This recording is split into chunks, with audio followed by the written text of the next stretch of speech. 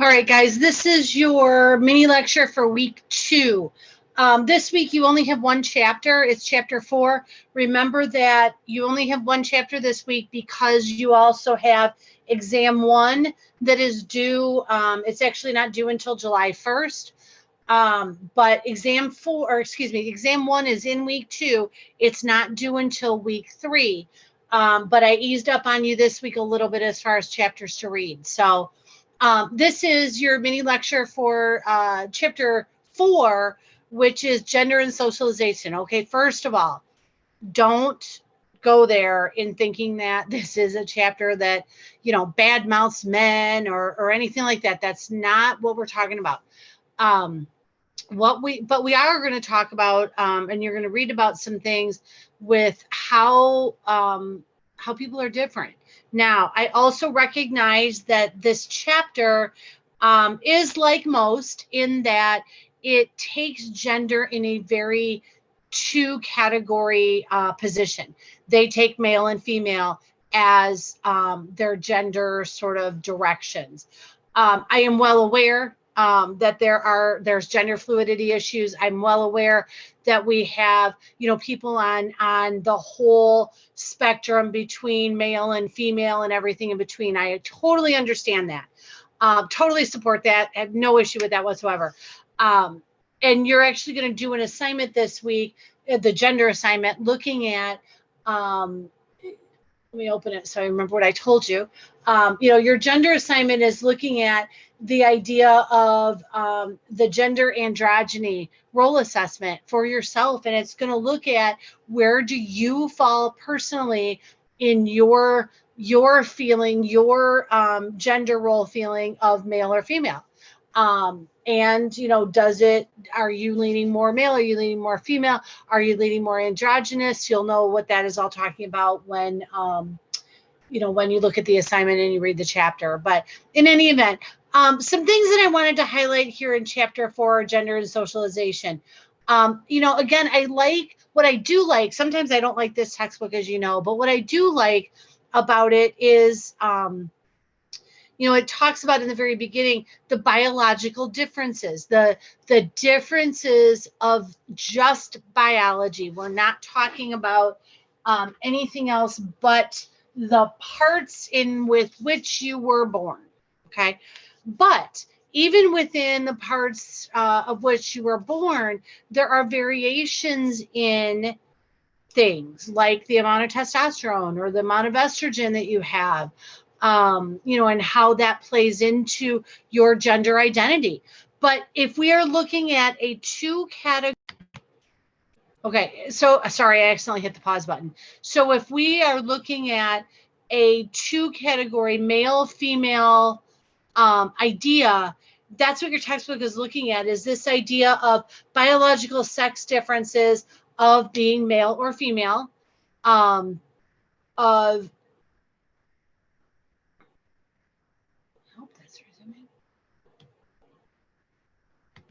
okay. Sorry, I was looking at my icon there. So it looks at, females are the classic example of a female, that you are born with a vagina, uterus, ovaries, you have breast development, you have cyclical, monthly cycles, where males are born with the penis and testicles, scrotum, and their breasts are dormant. They're there, but your breasts don't grow like women's breasts do. In general, women tend to be shorter, men tend to be taller. Women tend to be less aggressive because they have less testosterone, where males tend to be more aggressive because they have more testosterone. Run a bit slower, run a bit faster, less and more upper body strength, etc. Now, again, these things, yes, are basic male-female differences based on two categories. But within that, then, okay, so maybe men's breasts are dormant, but if men have a higher, if they have, a higher estrogen count, or if they have less testosterone, their breasts might grow. Especially, and if they gain weight, their breasts might grow a little bit. Women tend to be less aggressive, but if they have a higher testosterone level, they may show more aggression than other women. And, we have to remember when we are looking at similarities and differences, again, your hormones matter. Both male and female, assigned at birth, male and female, everybody has estrogen and testosterone that they are born with. So a lot of this does come down to a biological thing of what are your levels? What are your levels of testosterone and estrogen? And yes, my male students, y'all have estrogen. Yes, my female students, you all have testosterone. It just depends on how strong or weak they are. So that becomes part of the discussion when we look at, biological differences, but it also then is supportive of the issue when we start talking about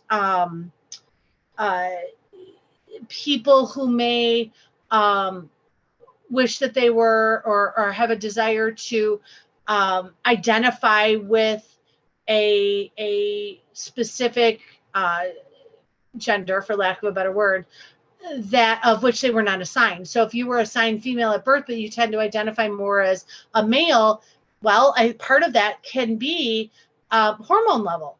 And, that brings into account then, sometimes people want to, they want to say, oh, you chose to be gay or you chose to be bisexual or transgender or whatever. And, we forget that there's a biological component with this. I would turn around and say the same thing to people who identify as one category, male or female, who are heterosexual. Did you consciously choose to be heterosexual? The answer is no.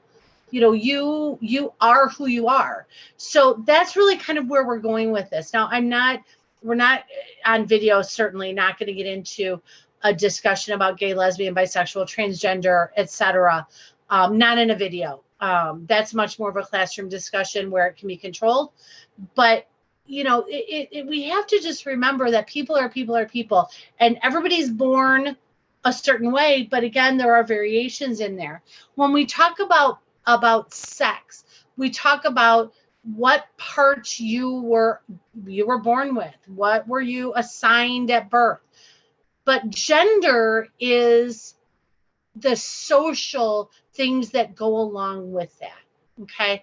So it's the culture, it's the world around you, it's acceptance or non-acceptance of maybe a way that you feel versus a way that society says you should be. We take, you take just for general stereotyping purposes, take someone who is assigned male at birth, who's, 6'5", 250, built, ripped abs, all of that, aggressive, maybe they play lacrosse or they play rugby or whatever. And yet they are gay.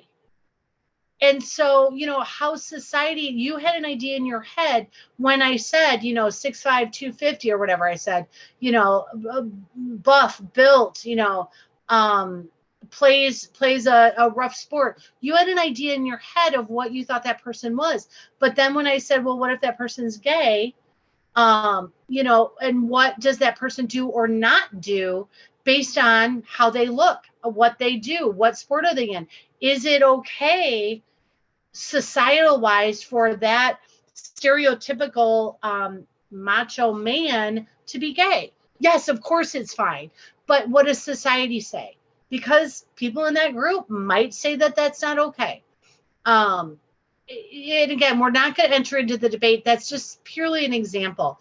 But it's an example of looking at what are you assigned at birth and what does society say that you should do or not do, the way that you should act or not, based on what society thinks the role of a male or female should be. That's what gender is.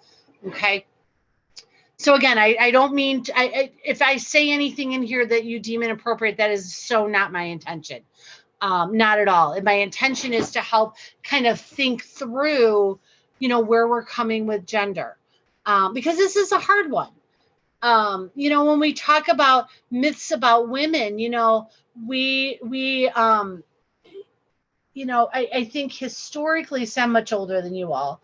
So, historically, if we go back to the 1950s, when we talk about women, now again, this is very stereotypical because it's very much a Caucasian women idea. But, in the 1950s, the magazine that was out there for women, which is now Good Housekeeping, talked about the wife's role in the family, and it talked about working at home. It talked about meeting your husband at the door when he came home, not to question if your husband was late. Make sure that you met him at the door with a drink and their slippers. Make sure that the kids were, all cleaned up and washed up and ready.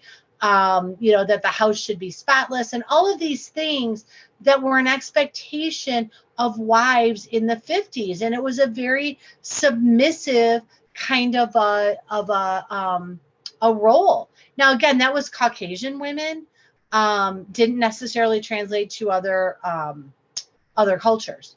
But when we look historically, even go back before that, women have biological cycles, women have their periods. And historically, there are cultures that would isolate women who were having their monthly cycle. They were seen as dirty. They were seen as that being a sort of a disease, that they were not allowed to socialize with people in their community because they were having their period. So kind of historically, when we look at women based on their genes, based on what they were assigned at birth, were kind of seen a certain way. And they were seen as inferior. They were seen as lesser of a person because they were female. I'm sorry, I'm scrolling down. When we talk about how we learn, so when we talk about gender socialization, we talk about how did you learn what the role of being a male or role of being a female are. How did you learn if maybe you are in a family where you are gay, lesbian, bisexual, transgender, whatever, and maybe your family is not supportive of that. How did you learn that your family was not supportive of that? And how did you kind of then hide that, for lack of a better word? How did you not be comfortable about saying who you are? Those things are what we call gender socialization. It's how does the world see you based on who you are, but also how does your own family influence you? Take, for example, which I could not believe my father said this to me one day. I have another sister. My dad raised, 2 daughters, and, we were raised to be independent, but my daughter's now almost 16. And we were talking about different things when she went into high school, and she was joking around. She goes, "Oh, maybe I'll go out for football." And okay, she wants to go out for football, go out for football. And my dad right away said, "Girls don't play football." What? I was kind of surprised. I played softball. I played on a men's softball team. I was a pitcher for a men's softball team. I mowed the lawn and did all those things that, especially back then, were traditional guy things. But yet my dad with my daughter didn't want her to do something because that's what boys do. But it was okay that she took dance because that's what girls do. It's what she wanted to do. She was not a sports kid. She wanted to dance. So that's what we did. But when we talk about gender socialization, the first thing I want you to do for this mini lecture too is tell me, how did you learn about gender in your family or the world around you? When did somebody say to you, you can't do that because you're a girl, or you should do that because you're a girl, or you can't do that because you're a boy? I remember one of the kids that my son played football with got hit really hard in one of the games, and it was gross. He got hit really, really hard. You could tell when he got up off the ground that he was just kind of got the wind knocked out of him. And I will never forget listening to his father in the stand scream at his son, "Tough it up, boys don't cry, get back out there and work through it." And I thought, oh, wow, your kid is walking around kind of dazed. And yet this dad very much had the belief that boys don't cry, football players don't cry, that that's part of the game. Get out there, and if you're hurt, too bad, so sad, suck it up. That was an example of, gender socialization, how this child in this home was seen as a boy. It's not okay for boys to cry. So your first thing I want you to write about for this is what gender socialization stuff did you learn? Or if you have kids, where have you caught yourself saying, well, boys don't do that or girls do that or, whatever. Just wherever. Give me one or two examples of where you learned gender. Maybe you learned it from toys. Maybe you wanted a Barbie doll or some sort of doll, and your parents said to you, oh no, that's a girl's thing. Do you ever notice that about toys, that there are Barbie dolls and there's a Ken doll that goes with it that are geared towards girls and playing with them. But then there's G.I. Joe and all these other action figures that, quite honestly, if you look at them, they look just like the Ken doll, except that they're action figures, so they're for boys. So think about that. And when you're talking about gender socialization, just give me one or two examples of things that were said, things that you heard, things that you saw, whatever, in your life growing up that were ways that you were socialized or ways that you learned about gender. Kind of continuing on, your chapter 4 talks about outcomes of the 10 worst forms of oppression of women. So when we start talking about women historically, we have to look at how women are oppressed and have been oppressed throughout history. Again, we talked about mandatory covering, for example, of head coverings, face coverings, etc., especially of our Muslim population. I will never forget a client that I worked with who had a baby, and there was a note on her door that said, please knock before entering, because it was absolutely against her religion for anyone to see her uncovered, especially men. Now, the female nurses would be fine, but any male nurse, any male med student, anything that came into that room, she needed to cover her head.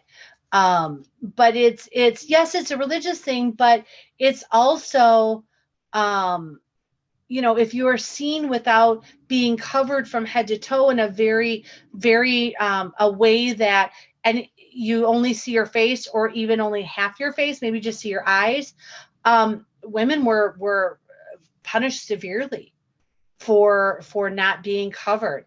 And that still happens, of course, in many countries. Denial of access to jobs or careers, especially in many developing nations. There are many countries still where it's not okay for women to be educated.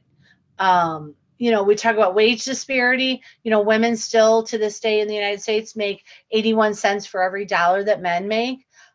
Things like rape, sexual abuse, female genital mutilation, are all things, rape and sexual abuse specifically, are nothing but power and control over women. Female genital mutilation, I do not suggest that you Google search that. Make sure that you don't look at images. But basically what it is mid-Africa, women are basically circumcised and they are cut apart and parts are cut off.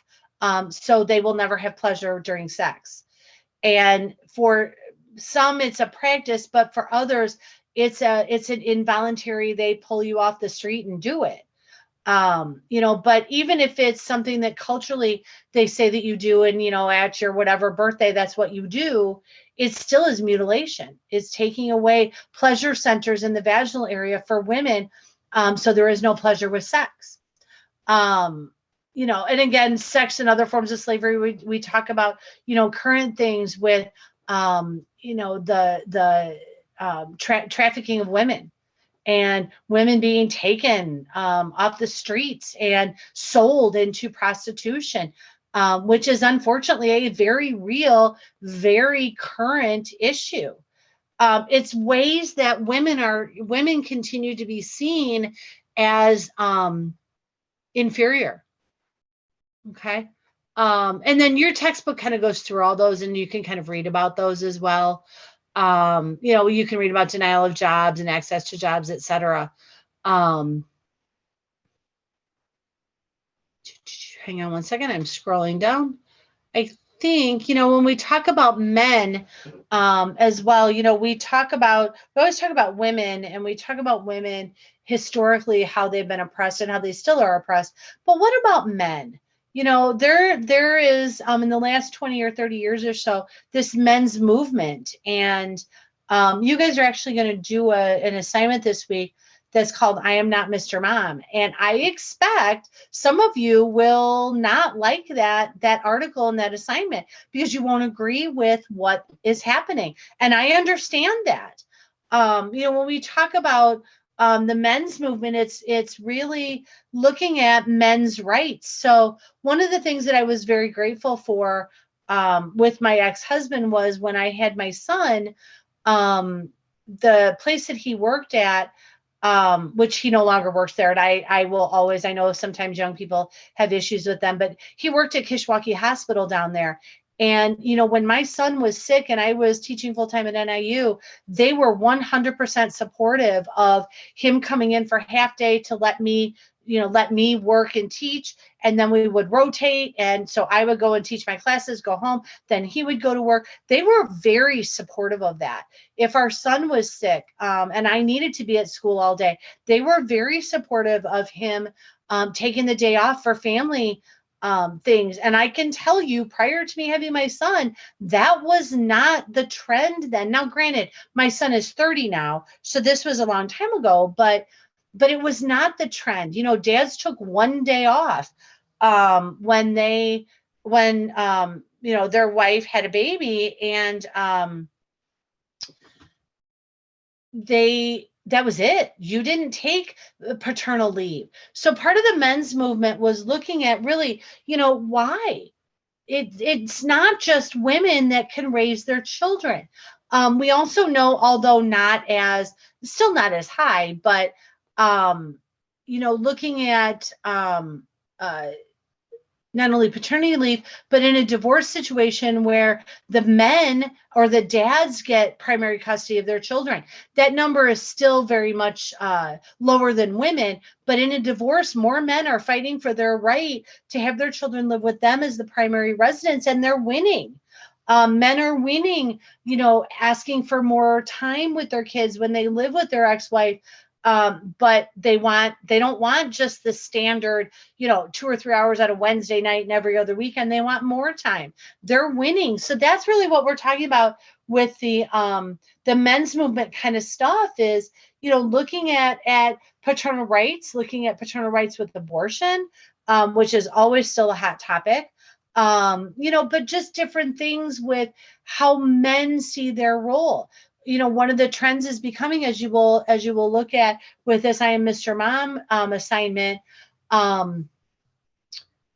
men that are work at home or stay at home dads raising their children while the wife goes out and works outside of the home. So I'm not going to talk any more about that because that's your assignment. But, even in the world of, let's say, employment, although increasing, there's still very much a trend and an assumption that if you are a nurse, you are a female, and if you are a doctor, you are a male, except if you are in, certain fields, pediatrics, OB, that kind of stuff, then you're usually men. Looking at some of those things, like, for example, women or men as nurses. Nursing is very different than being an MD, a physician. And many men are choosing to be nurses because of the level of care that you get to give to your patient. And so a lot of this stuff, I want you to think about what your beliefs are with a lot of this. When you do the I Am Not Mr. Mom thing, I want you to be honest. If you think this is the worst thing in the world, you think it's terrible and it should be the stay-at-home mom and the dad that works outside the home, that's fine. That's your opinion, and I want you to be honest with those things. When you are doing the gender assignment, what you're looking at is the gender androgyny role attitude assessment that's towards the bottom of chapter 4.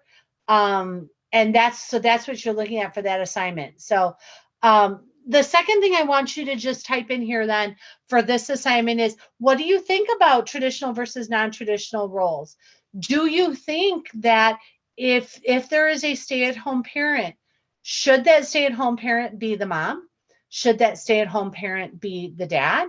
What about in a same-sex relationship? Does that change your view? If it's a lesbian couple, and one parent stays at home and one parent works, why is that okay?